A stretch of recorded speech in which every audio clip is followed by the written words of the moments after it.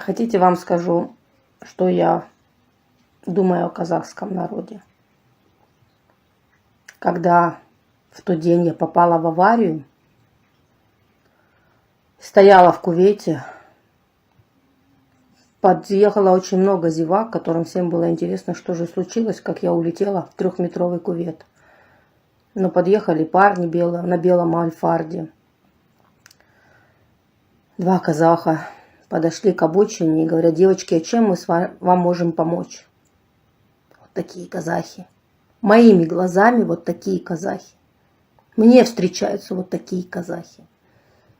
Моя девочка-подружка Алмагуль, многодетная тоже. У нее там кое-что получилось по списанию долга. Она пришла ко мне и говорит: Светлана, давай я тебе тоже помогу, ты же тоже многодетная. И она помогла мне от государства выиграть программу по списанию ипотеки. Вот какой казахский народ. Им без разницы, на каком языке я разговариваю. А моя клиентка, которая собиралась на праздник, или у них у самих был праздник, я говорю: ой, блин, как классно, вы будете опять бишбармак кушать, блин, как я люблю казахский бишбармак. Она обслужилась, ушла, и пришел зять ее и принес нам 5 килограмм бишбармака с мясом. Вот какой казахский народ. Это для всех, которые окружают меня. Поэтому вас, диванных критиков, мне наплевать, которые кричат только, которым именно имеет значение, на каком языке я разговариваю. А не считая праздников. 22 Наурыз,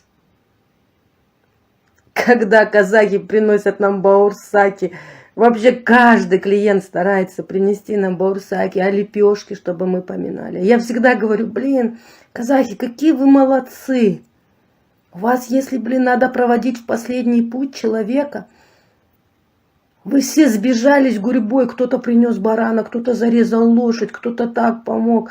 Вы раз, вы все дружненько и проводили человека в последний путь. И много чего еще хорошего. А когда я осталась без машины после аварии, мой друг Дауреша, когда бы я не позвонила, отвозил моих детей везде, где надо, ни копейки с меня не взял, ни разу, хотя я предлагала, ни разу. Вот настоящие друзья, и я умру за них, если надо. Дружба – это теплый ветер, дружба – это светлый мир, дружба – солнце на рассвете, для души веселый пир. Дружба – это только счастье, дружба у людей одна. С дружбой не страшны несчастья, с дружбой жизнь весной полна.